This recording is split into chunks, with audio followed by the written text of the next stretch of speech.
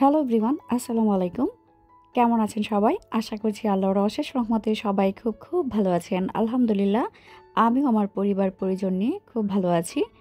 পুষ্প লাইফস্টাইলের নতুন আরেকটি ব্লগ দেখার জন্য আমি পুষ্প সবাইকে স্বাগত জানাচ্ছি।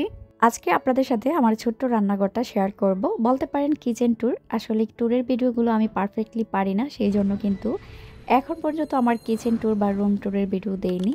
অনেক আপুরা রিকোয়েস্ট করে, আপু তোমার পুরো ফ্ল্যাটের ভিডিও দিও বা কিচেন ট্যুর দিও। একজন আপু প্রতিনিয়ত আমাকে কমেন্ট করছে, আপু তোমার রান্নাঘরটা একটু ঘুরে দেখাও, তুমি কিভাবে সবকিছু সাজিয়েছো। গত ভিডিওটা যে আপলোড করেছিলাম সেখানে দেখলাম আপু একটু রাগ করে বলেছে, আপু তোমার কিচেনটা ঘুরে দেখালা না। আজকে কিন্তু একটু সাহস করি কিচেনটা ঘুরিয়ে দেখিয়ে দিচ্ছি। জানি না ভিডিওটি আপনাদের কাছে কেমন লাগবে। ভালো লাগলে কিন্তু অবশ্যই ভিডিওটিতে একটা লাইক দিয়ে ভিডিওটি কন্টিনিউ করবেন। এখন যে সেলফটা শেয়ার করছি এটার মধ্যে আমার বাসার বড় বড় যে বক্সগুলো আছে বা যে খাবারগুলো প্রতিদিন কাজে লাগে না, 2-1 দিন পর পর নামালেই হয়, সেই খাবারগুলো কিন্তু এই বক্সে করে রেখে দিয়েছি। এই সেলফটার উপরেও কিন্তু আরেকটা সেলফ আছে, সেখানে আমি আমার বাসার বড় বড় যে হাঁড়ি পাতিলগুলো আছে সেগুলোই রাখি। আজকে আর সেই সেলফটা আপনাদের সাথে শেয়ার করছি না। আর ঠিক নিচেই কিন্তু আমি ওভেনের র্যাকটা রেখেছি। ওভেনের র্যাকটাতে আমি প্রতিদিনের প্রয়োজনীয় যে জিনিসগুলো সেগুলোই রাখি। এই সেলফটাতে 4টা তাক আছে, 3টা ওপেন আর একটা তালা সিস্টেম। উপরের তাকটাতে আমি রেখেছি কিছু গরম মশলা আর এটাতে কিছু বাদাম রয়েছে। আর এখানে আছে চাউল, বাসমতি চাউল, আর আমার হাজবেন্ডের জন্য লাল চাউল, আর সাথে আছে দুধ। আর নিচের যে তাকটা আছে সেটার মধ্যে আমি রেখেছি একটা বক্সে পাস্তা, আয়েশা মনির সেরেলাক, ওটস। আয়েশা কিন্তু প্রতিদিন ওটস খায়। আর সাথে কিছু কিশমিশ আছে। আর ট্যাংয়ের বক্সটা রেখেছি, এখন যেহেতু রোজার মাস প্রতিদিন ট্যাং বানাতে হচ্ছে। আর এই যে এই বক্সটায় আমি দারাজ থেকে অর্ডার করেছিলাম, তো এটাতে কি রাখবো করে এখন আপাতত গরম মশলাই রাখছি। আর পাশে কিন্তু ডিমের ট্রেটা রেখেছি। আর নিচের যে তাকটা এটার মধ্যে আমি প্রতিদিনের রান্নার যে তরকারির বাটিগুলো হয় তাই কিন্তু রাখি। 2-3টা বা 4টা বাটি হয়, এটাতে রাখলে কিন্তু হয়ে যায়। আর এখন নিচের পাটটা দেখাচ্ছি, এটা হচ্ছে তালা সিস্টেম। এখানে আমি একটা ঝুড়ি রেখেছি, আমার যে এক্সট্রা বাজারগুলো থাকে সেগুলো আমি এই ঝুড়ির মধ্যেই রাখি। আর পাশেই মশলাগুলো আছে, মশলাগুলো আমি গ্রাম থেকে বানিয়ে এনেছি, এখনও অনেক মশলা আছে, প্রায় 6 মাস চলে যাবে। আর সাথে আছে সরিষার তেল। এই উবের একটা সম্পর্কে আমার প্রায় ভিডিওতে কমেন্ট আসে, আপু তুমি একটা কোথায় থেকে নিয়েছো বা দাম কত পড়েছে, সবার উত্তর দিয়ে দিয়েছি। যারাই নতুন ভিডিও দেখবেন তাদের হয়তো বা প্রশ্ন থাকতে পারে, আমি বলে দিচ্ছি। আমি যেহেতু উত্তরায় থাকি, উত্তরা জমজম টাওয়ারের পাশে বড় একটা ফার্নিচারের মার্কেট আছে। এখানে গেলে কিন্তু আপনারা দামি কম দামি সব ধরনের ফার্নিচার পেয়ে যাবেন মনের মতো। আর এটার দাম পড়েছিল 5,000 টাকা। আমার বাচ্চাদের টিফিন বক্স আর মামপটগুলো কিন্তু একটা সেলফে করে একটা কর্নারে রেখে দিয়েছি, যাতে স্কুলে যাওয়ার সময় কোনো ঝামেলা না হয়, একসাথে সবগুলো জিনিস রাখতে পারি। আর এখানে দেখুন আমি 6টা হুক ঝুলিয়ে নিয়েছি। এই হুকগুলো হচ্ছে সিংয়ের মধ্যে যে 6টা হুক দেওয়া থাকে সেগুলো। এই হুকগুলো সাধারণত পিছনের দিকে থাকে, তো আমি পিছনের দিকে কিছু রাখতে পারি না, ভাবলাম সামনের দিকে এনে বাসার যে ছোট ছোট প্রতিদিনের প্রয়োজনীয় জিনিসগুলো এভাবে ঝুলিয়ে দিই, হাতের কাছে সবকিছু পেয়ে যাব। আর এটাই হচ্ছে আমার সিং রেকটা, যেটা আমি সিং এর উপরে রেখেছি। এটা আমি 6 মাস ধরে ব্যবহার করছি। এটা সম্পর্কে অনেক আপুদের প্রশ্ন আসে।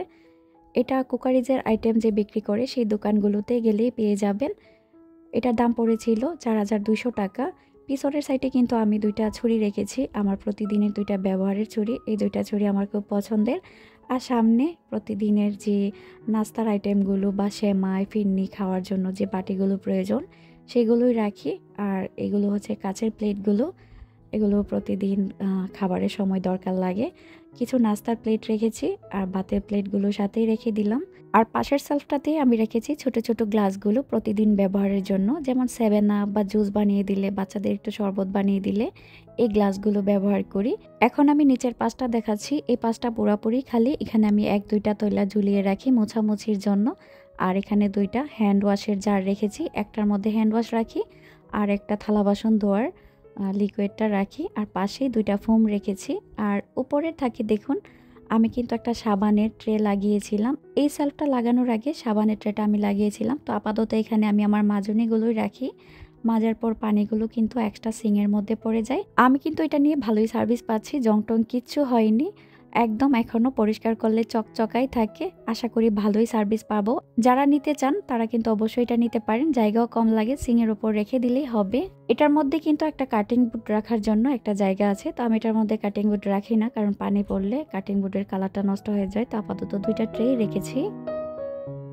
তার ঠিক পাশের দেয়ালটাতে আমি একটা কাপের স্ট্যান্ড ঝুলিয়েছি। এখানে 10টা কাপ রাখা যায়। এই কাপের স্ট্যান্ডটা আমি দারাজ থেকে নিয়েছিলাম। বেশিরভাগ জিনিসই দেখবেন দারাজ থেকে কিনা। তো এটার দাম পড়েছে 600 টাকা।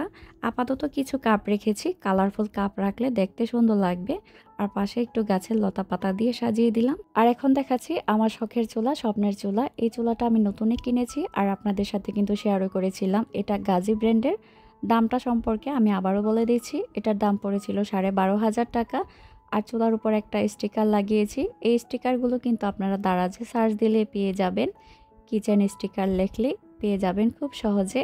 আর পাশে একটা সেলফ রেখে রান্নার যে তেলগুলো দরকার বা আয়েশার প্রতিদিনের যে নুডলসগুলো খাই সেগুলো রাখলাম। আর তার ঠিক পাশেই দেখুন আমি একটা টিস্যু হোল্ডার রেখেছি। সবাই আমার এই টিস্যু হোল্ডারটা খুব পছন্দ করে। এটা আমি মিস্টার DIY থেকে কিনেছি। মনে হয় 220 টাকা নিয়েছিল। আর এই যে কিউট কিউট আপেলের জারগুলো দেখছেন, একটার মধ্যে আমি চিনি, একটা লবণ আর একটা চা পাতা রাখি। কারণ 2 বেলাই চা খাই, যাতে হাতের কাছে এটা পাওয়া যায় সেজন্য এখানে রেখে দিলাম। আর পাশেই দেখুন একটা ঝুড়ির মধ্যে আমি কাঠের যে ট্রেগুলো আছে সেগুলো সাজিয়ে রেখেছি। এই ট্রেগুলো কিন্তু আমি দারাজ থেকে নিয়েছি আর বড়টা ব্যানগাড়ি থেকে কিনেছিলাম। এখানে কিন্তু আমার থালা বাসন রাখার জন্য পুরনো আরেকটা র্যাক আছে। এই র্যাকটার মধ্যে আমি মেলামাইনের যে প্লেট বাটিগুলো আছে আর কিছু কাপ রেখে দিলাম। আসলে রান্নাঘরের জিনিসপত্র কিন্তু কম লাগে না, আর যেটা দেখি সেটাই কিনি।